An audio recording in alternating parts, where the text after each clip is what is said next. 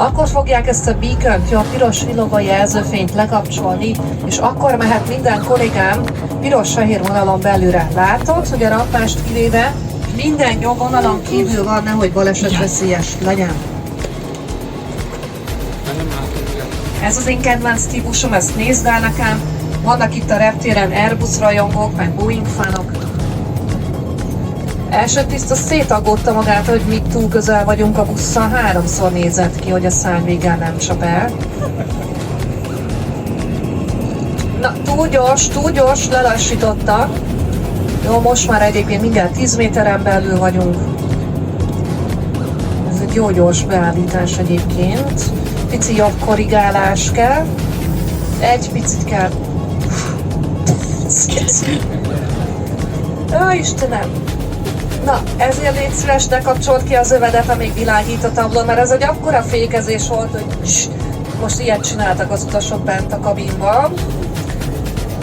És hogy emlékszel, amikor leszállunk, azt szoktam bemondani, így megkérjük kedves utasainkat, maradjanak ülőhelyükön becsatolva, én ezt már külön szoktam hangsúlyozni. Amíg a repülőgép a parkolóhelyre beáll, és az öveket becsatolni jelzés világít, mert ha felállsz, nem vagyunk még az állóhelyen, csak megálltunk, és egy nagyobb gázfröccsöt adnak, te úgy el fogsz mágódni, tapasztalatban mondom, végtagtörés lesz belőle. Ne pereld a légitársaságot, mert a tabló világított, én felszólítottalak, te hibád lesz, jó? Nemrégiben történt egy ilyen eset. Na, megjött a repcsink, beacon le, körbebójázzuk a sarokpontokat, kiékeljük a repcsit, bójákon belül gyalogosan mehet a pilóta karbantartó rampás, aki már a teherajtót nyitja, és hogy a feladat hogyászokat rakodjuk kifelé.